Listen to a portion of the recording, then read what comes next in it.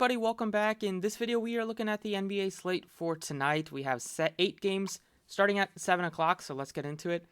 As always, if you enjoy the videos, appreciate it if you hit the like button, subscribe if you haven't already. Hope you guys had a good weekend. And let's get into the picks today. So Prize Picks still hasn't posted their fantasy board yet, so I'll post some picks on Twitter later today. If you wanted to try out Prize Picks, use my promo code PROCESS for deposit match up to $100. And let's get into the NBA slate for today. So we have a lot of stars on the slate for being an 8-gamer. Just looking at the point guard position, we have Luka Doncic on the slate, Steph Curry, Westbrook, Harden, Trey Young, Devon Booker, Ja Morant, LaMelo, all above $9,000. Out of that group, Westbrook might be one of the best options depending on Anthony Davis news. We already know LeBron James is out. Westbrook could not have shot worse, or maybe he could have shot 0 of 13. Shot 1 of 13 with 6 turnovers in the game against Portland. Right from the get-go, they were out of the game, and then Anthony Davis decided to get sick midway through the first quarter when they were down by 20, and then he sat out for the rest of the game. So I don't know if he'll play or not. I really don't care. I still think Westbrook would be the better option here. You know, he's not going to quit no matter what the score is. Still going to be out there until, at least until the coach has him out there. James Harden is 10-1. He's been fine. Like, he hasn't had a crazy breakout game yet. He hasn't topped over 60 fantasy points yet. Plays big minutes in close games, as you would expect. This game against Chicago should be pretty close. The Bulls have hung tough with almost every team that they played so far this year. Curry's fantasy points have gone down after a crazy start to the year. He hasn't topped 50 in like 4 games after a hot start to the year. The shots are still falling, but the peripherals have kind of disappeared as Draymond has kind of gone back up to full speed. He's taking a lot of the rebounds and assists now. You have Wiggins and Poole, and all those guys are just chipping in with some of their peripherals, and it's been a little bit tough for Curry to pay off some of this high salary, but that still means that he can go off any given time. He's not going to go off every single game, but this one against Atlanta, it could be a high-scoring type of game here. Matched up against Trey Young, good one for Steph Curry, could light it up here. And then Luka at the top end at 10-7. Probably like Westbrook more than Luka, but he's in play given how bad the Pelicans are. They should be able to put up points against them. And then the Suns are going to be without DeAndre Ayton once again, and we've seen Devon Booker play pretty well without Ayton. He has 58 and 51 fantasy points. The shots really fell last game. He made a ton of his threes the game before that as well. It's another good matchup here. The Hawks are a good matchup. The Rockets, which he crushed, were a good matchup. A good spot against Sacramento that play at a quick pace, give up some points. But 92 isn't the cheapest price tag I've seen on Booker, so you are going to have to pay and hope that he hits some of his shots once again. The LaMelo is up to 9K. I mean, he can light it up against anybody, but I don't want to pay 9K for LaMelo. I'd go down to Chris Paul at 87, who gives you a double-double upside easily. Top 10-plus assists in 4 straight games. Plays good minutes, doesn't take a ton of shots, but he's efficient with the shots he does take, and he's always looking to set up his teammates. So in a game where they should be able to put up points here, Paul is in play, although the price tag is not cheap on Chris Paul either. Right now, I'll just go with Russell Westbrook at 10-4. We already know LeBron's out, so Westbrook already takes a bump. And then if Anthony Davis doesn't suit up, then Westbrook would be a great play. I know he shot the ball so bad last game. But this one against the Hornets, they play so fast and they give up a ton of points. It should be up and down, kind of like an up and down game where Westbrook can just take off as soon as he grabs the rebound and drive to the basket. So this one I would expect Westbrook to be a lot more efficient and be able to get to the paint and get to the basket. Some of the cheaper plays at point guard that we have here, like Terry Rozier is worth a flyer maybe in tournaments at $6,400 compared to $9K for LaMelo Ball. Kemba sat out last night, so he should be good to go today against Philly. He's 55. It's always a little bit of risk here, but it still gives you upside the Sixers, dealing with a lot of injuries.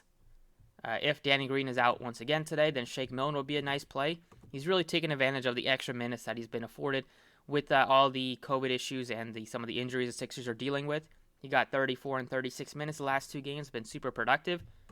If they're without Danny Green and Shake Milton starts once again, I would like to try to get to him. And then all the way at the bottom here, you have like Davion Mitchell, who's been productive this year for the Kings in his rookie year. You have Monty Morris, who is probable. The Nuggets, another one, has kind of hit the injury bug for the Nuggets. Michael Porter Jr. is dealing with the back injury, so he's going to miss at least tonight, maybe a couple more games going forward.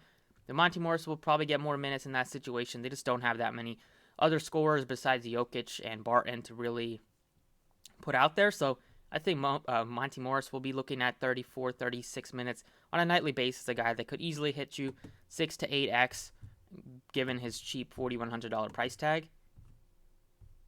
And that's pretty much it for the point guard plays here. Maybe Campazzo looks a little bit better today. At shooting guard, at the top end, you have Devon Booker, who I still like at 92, even though the price tag is up there. I like him a little bit more than Zach LaVine, and that we're still waiting on D'Angelo Russell news. That would impact Anthony Edwards here. If Russell plays, he's a decent option, but I probably won't get to him at 73. I think there's just some better plays. A little bit more expensive and then a little bit cheaper than him. In the 5K range, you have a bunch of good options here. You have Jordan Poole, who can light it up, but he's getting up there. He's like 58, so you're going to need him to play well. But Will Barton would be the guy that I would like to get to easily. Just going to take a lot of the usage and a lot of the shots that Michael Porter would have taken. Would not be shocked if he takes 20-plus shots going forward until Michael Porter Jr. is back. And he's also a guy that can facilitate the ball, get you some rebounds, and he's going to play huge minutes in any sort of close game, which in this one you would expect to be close going up against Miami. You have two teams in Denver here. So Westbrook and Will Barton are the two guards that I have so far. Other plays here are Shake Milton, definitely looks great. In the 4K range, Beasley, if there is no D'Angelo Russell. Korkmaz got super hot off the bench, but he's almost 5K, so you're going to need him to make a lot of his threes again. And Kelly Oubre is only 44. That's also a pretty nice value play here. A matchup against the Lakers. He's going to see, without Washington, wouldn't be surprised if he sees like mid-20s in minutes. And that price tag is definitely cheap enough that he could pay off a very cheap salary. And that's like the main pieces here. You have maybe Temple can get hot from 3. But we'll have to wait and see if Brandon Ingram is back. If Ingram is out again, he would be a decent value play that can put up north of 20, close to 30.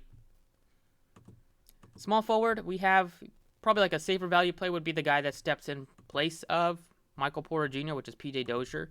He started the second half in place of Michael Porter Jr. last game. He played 23 minutes only.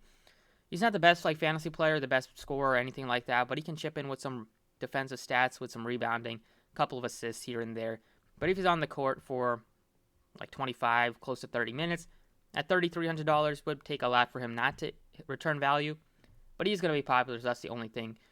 If you find some better value plays throughout the day, definitely we can make some pivots. But right now, given what we have on the slate, I think Dozier is one of the best cheap plays that we can look to. At the top end, you have Luka Doncic at 10-7. He is going up against the Pelicans, so it's a great spot for the Mavs to put up points here at home. I kind of like Westbrook a little bit more, but he's in play if you wanted to go with a double stud pairing here. Kevin Durant is down to 99. He's coming off a monster game. In terms of just scoring the basketball, 31 points, 11 of 18. He's been doing great with the scoring, but we haven't seen him do a crazy amount with like the fantasy scores. He's been normally in like the 40 to 50 range. Occasionally, like with the one game against Philly, which he went nuts for 73. I mean, he's a decent option, but I think there's some better pay-ups on the slate here. Going down into the 6K range, Buddy Hield right at 6K can definitely pay off that salary if he gets hot from 3 again. Beasley looks good. Niang, depending on some of the injury news in Philly. That game is looking more of like a defensive game, but if the Sixers are very shorthanded again, you can look to try to get to some of those guys. And that's it. I know Otto Porter did have a good game last night. They just play so many guys here. The Warriors, it's tough to pick which one's going to have a good game. Probably wouldn't pick Otto Porter in his 18 minutes and hope that it's probably pretty rare that he goes off in 18 minutes again, back-to-back nights. Moving on to power forward, Davis is questionable. If he plays, it's a good spot against the Hornets. They don't have much of a front court to try to defend him. He'll be going up against Plumlee, going up against like Jalen McDaniels off the bench here. Julius Randle's almost 10K, so that's a little bit tough against Embiid for me to pay that much for him. One guy that I do like who's nicely priced is Kristaps. He played just 28 minutes in his return from the back injury, and now he's also made of glass. There's always a little bit of risk when you roster him that he doesn't leave the game and cost you a win.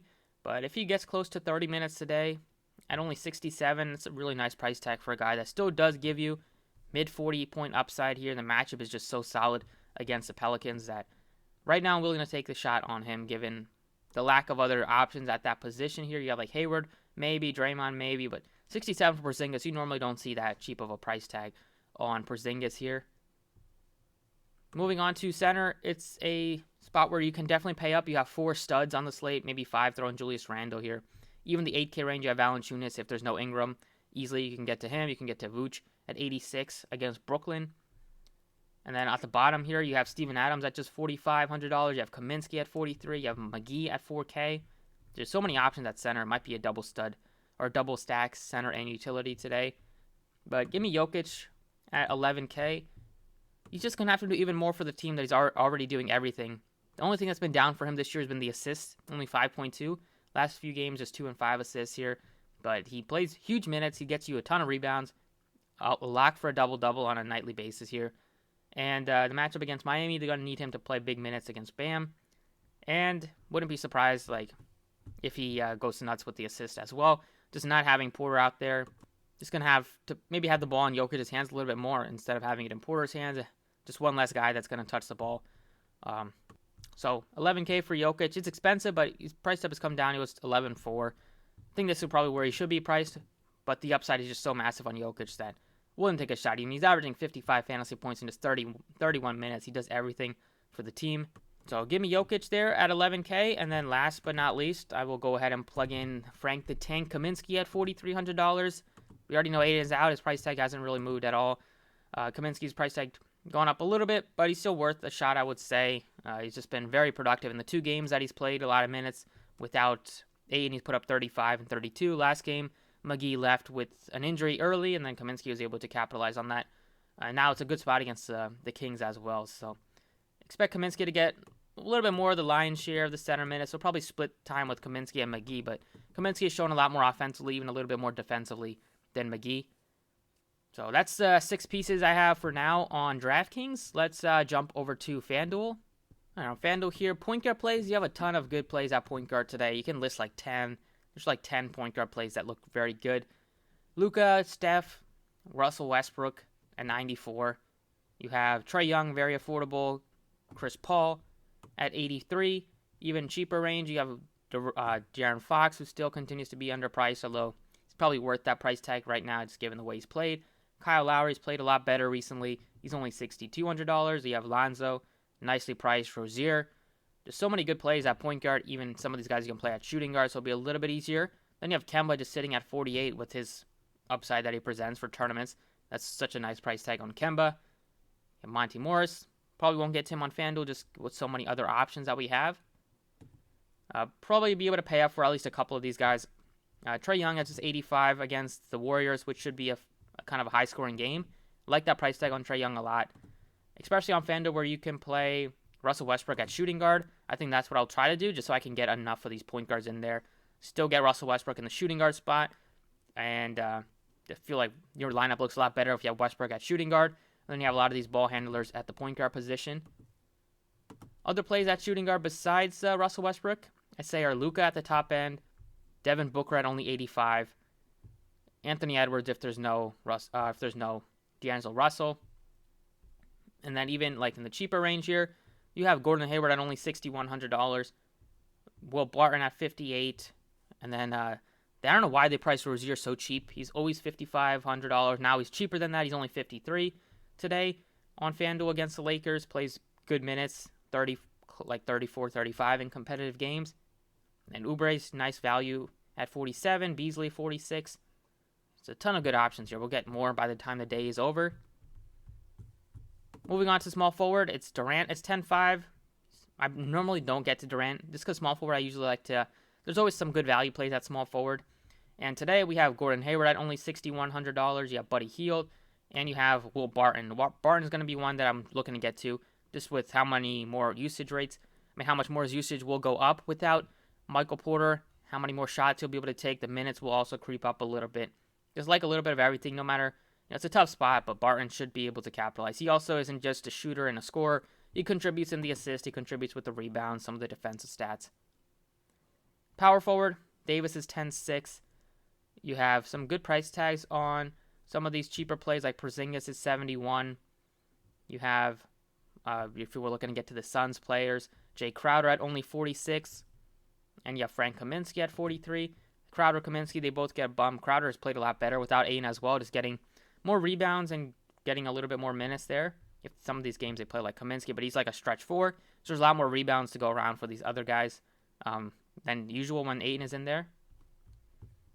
And then at center, there's like 4 options really looking at. Jokic, 11-1. Embiid at only 93. Vooch at only 77. And then I think you can also go down here for like maybe a Clint Capella at 63. Although the matchup is one they could go small and just play Collins at the 5. So maybe if you wanted to pay up, it would be like Vooch, Embiid, Davis if he plays, and Jokic as the ones I'm really looking at. Right now I have Jokic in there just because I have enough value plays on the other spots here. Still leaves you with 52-25, even though you have Trey Young, Russell Westbrook, and Nikola Jokic to build around. So probably a little bit more of a stars and scrubs approach. You'll be able to pay up for a lot of these stars on FanDuel. And that's about it for the video. Hopefully you enjoyed. Thank you for watching. Best of luck tonight, and I'll see you all next time.